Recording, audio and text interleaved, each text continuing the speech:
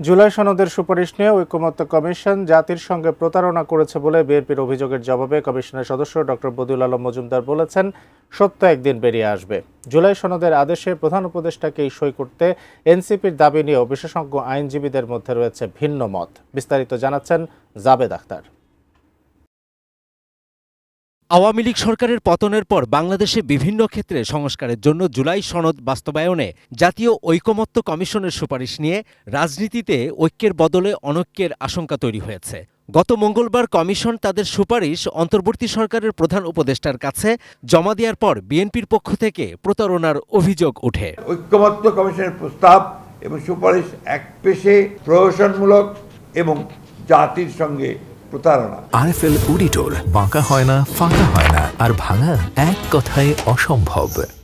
সোমবার হাইকোর্টে জাতীয় ঐকমত্য কমিশনের সদস্য ডক্টর বদিউল আলম মজুমদার বিএনপির প্রতারণার অভিযোগ প্রসঙ্গে বলেন, ট্রুথ শ্যাল ট্রায়াম্ফ, যে সত্য একদিন বেরিয়ে আসবে। আমি চাই ফেব্রুয়ারিতে নির্বাচন হোক, নির্বাচন হওয়াটা দরকার।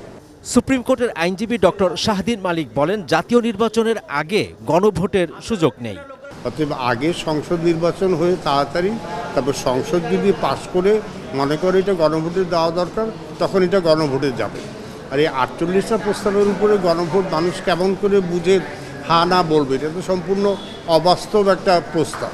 সংসদ বসলে 270 দিনের মধ্যে সেটা তাদের গ্রহণ করতে হবে, অথবা আপনা আপনি এটা পাশ হয়েছে বলে ধরে নেওয়া হবে। এরকম ধরে নেওয়া আইনে যায় না।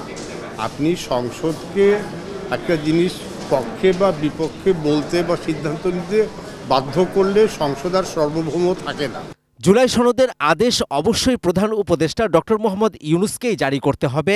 জাতীয় নাগরিক পার্টি এনসিপির এই দাবির পক্ষে বিপক্ষেও মতামত দেন বিশেষজ্ঞ আইনজীবীরা। আইন পাশ করার ক্ষমতা হলো সংসদের, আর ক্ষেত্র বিশেষে যখন সংসদ থাকে না, তখন সাময়িকভাবে সেই অধ্যাদেশের মাধ্যমে এটা রাষ্ট্রপতিকে দেওয়া হয়েছে।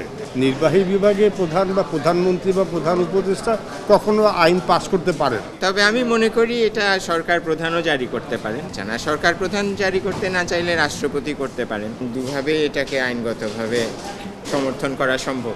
Jabed Akhtar, ATN news, Dhaka.